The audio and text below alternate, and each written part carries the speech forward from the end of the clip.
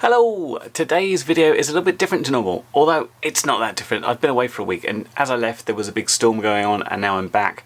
The winds are still raging, it's raining half the time, it's just unflyable.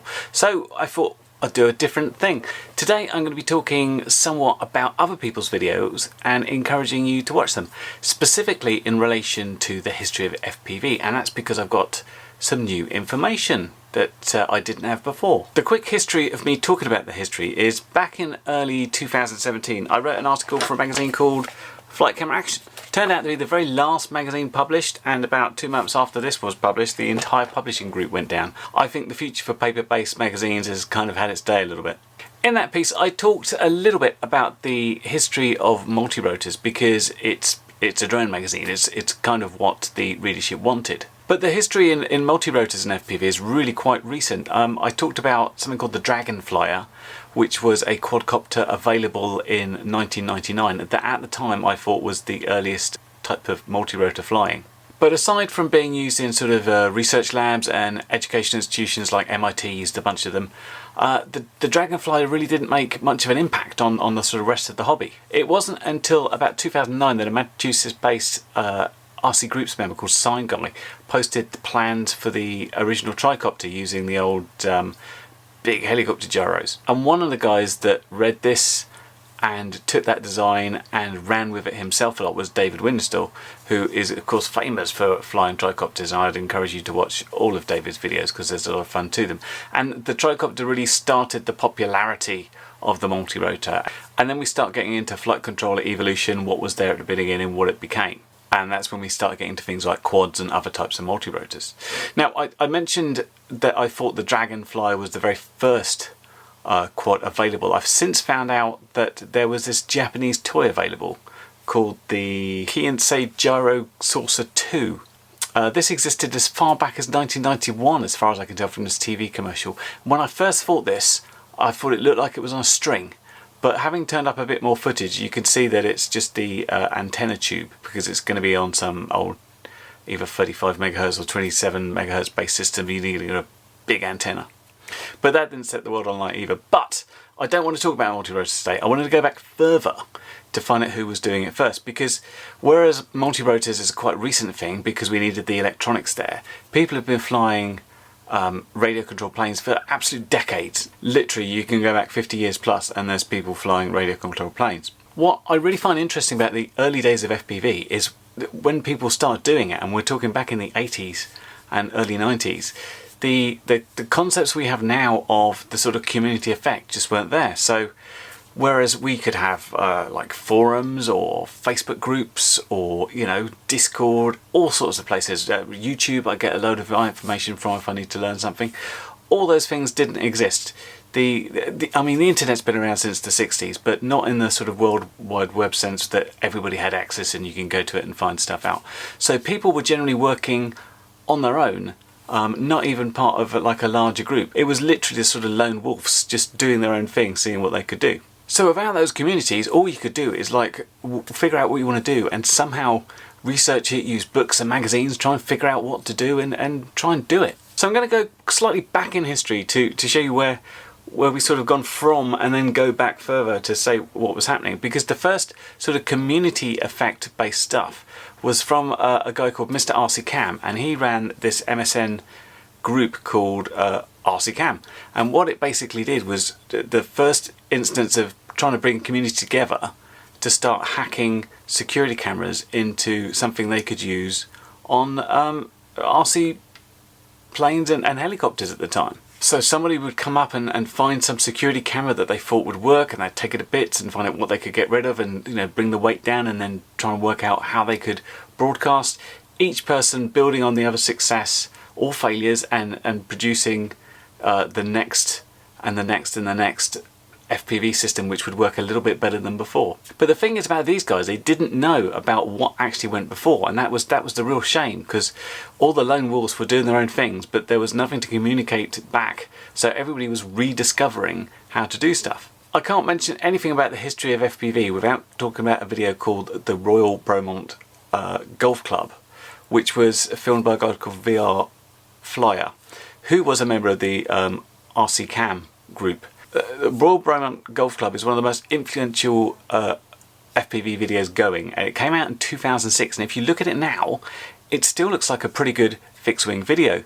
What VRFly had, or Dennis as he's called, he's a French-Canadian guy, is a very early head tracker that he worked with Tony Cake of what would become Immersion RC to get that working, and it's a really credible looking video of flying around on a plane over a golf course.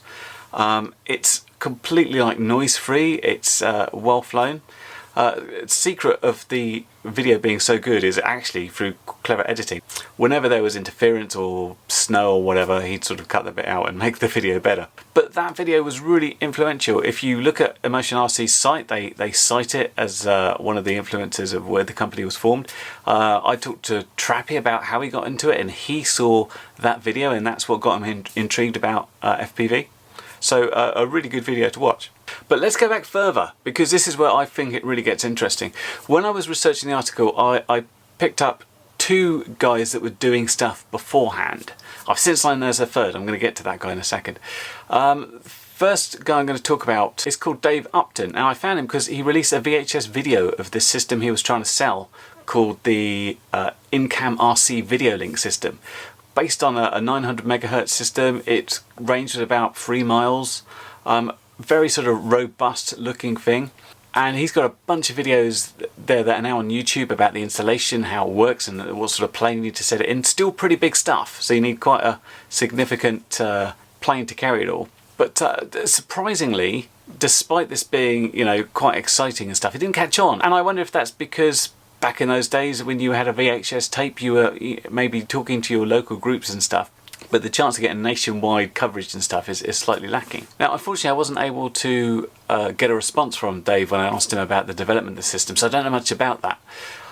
So the guy I thought was the first to do it was a guy called Carl Berry. Now sadly he passed away in 2012, so I didn't manage to speak to him directly, but I did manage to speak to his son, who gave me a load of information about what he was working on and some of the early designs and stuff, which is really interesting. Carl was an electrical engineer and a former employee of Boeing Aerospace, and his ideas about remote flying were really, I thought, forward thinking.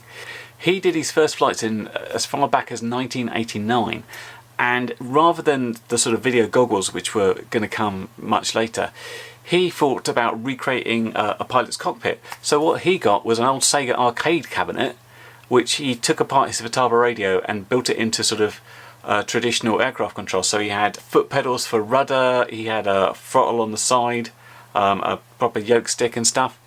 And he was a ham radio enthusiast, so he was into amateur TV, and the signals he was getting back from his, again, quite substantial plane were really quite impressive. And what's even more impressive with that is he had basically a start of an OSD on his system backing the late 80s. It was semi-functioning. He had airspeed and battery voltage working. He was yet to get altitude working, but it was all there on the bottom, which I think is pretty amazing for what was going on.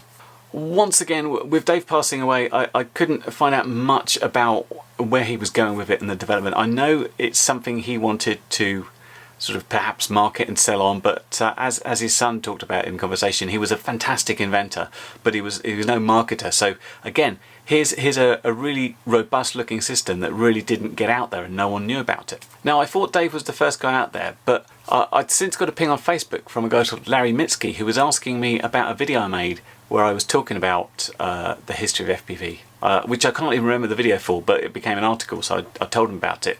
And he told me he was flying FPV in the late 80s as well, which really interested me. And it turned out that he was flying earlier than anybody, doing his initial FPV tries out in 1986, which I thought was very interesting.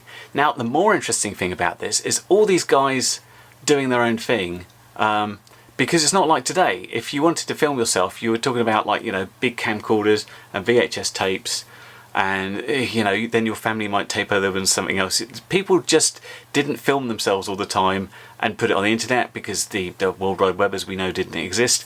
And, you know, people just didn't keep hold of stuff that long. The difference with Larry is he had a pile of 48 VHS tapes, which he since digitised, put on computer, so he could edit stuff and tell his story, which is exactly what he did. So Larry himself has put a fantastic video together about his journey, and what is interesting about this is there's more than just here is some flight footage. There's loads of external shots about how they've built his stuff, how he was flying it, his sort of van which he kept his TV in, and his sort of big hood where he could look at his TV screen without reflections and fly around. Even though it's just over an hour long, it's so interesting. He's made himself a little documentary, and there's bits in there where it's like full of drama. I was shouting at the screen to say, move your antenna! Move your antenna at certain points. I'd really encourage you to watch it. I'm going to put all these links of things I've mentioned down below so you can check it out. But I think what's more interesting as well about Larry is, unlike Dave, who was an engineer, Larry was basically a rock musician and worked in a music store. He complete with 80s hair and 80s shorts in a lot of his video scenes.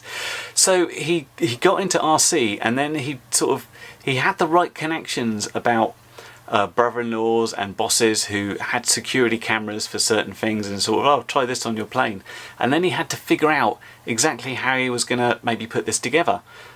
So he had to learn a lot about electronics, which he did literally by books from the library and reading like practical electronics magazines and stuff like that. But he came out with some really interesting ideas.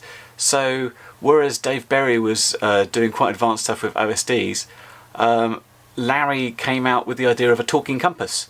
And then he put the talking compass in his plane, and then using the audio from his downlink to his TV, he could figure out if he was flying like north or south or whatever. He even came out with an antenna tracker, which is no mean feat if you look at the size of the antenna he's actually using to try and get a picture and control signal from his plane back then. So if you're even slightly interested about where FPV come from, if you're new to the hobby or you've only got in since quads, it's really interesting to take a step back to see what guys were doing, to see the sort of innovations and ideas they had about bringing things forward. It's just such a shame that some of the lone people back in the day didn't have the means to get together and combine ideas, because we would have been way along a lot further a lot sooner if they had. I'm also interested to know, of course, if you know or you were doing something around that time or earlier, because I'm sure the idea of putting a camera on a plane or some sort of flying vehicle isn't unique to these couple of people. I'm sure lots of people tried it, many maybe gave up, many more perhaps succeeded, but we just don't know about it because their efforts or ideas weren't ever recorded and put on the internet for us to all see. Anyway, as I said, links to all this down below. I'd encourage you to check them all out because they're really interesting. But I am a bit of a nerd about watching this sort of stuff. I find it just fascinating. I find the idea of one guy taking an idea and following it through and trying to work out how it goes really amazing. But anyway, I hope you have time to check those out and find them interesting. If you find this video interesting, give it a thumbs up and that sort of stuff. Subscribe, comment down below, click on the bell icon if you can find it, all that stuff, and I'll see you soon, hopefully with a video where I actually fly something if it ever stops blowing gales and raining and stuff. Catch you next one. Bye for now. Well, you've made it to the end of the video, so thanks once again for watching. If you like what you saw, then please consider subscribing, and if you really like what you saw, then be sure to check out the link to my blog for a variety of ways in which you can help support this channel.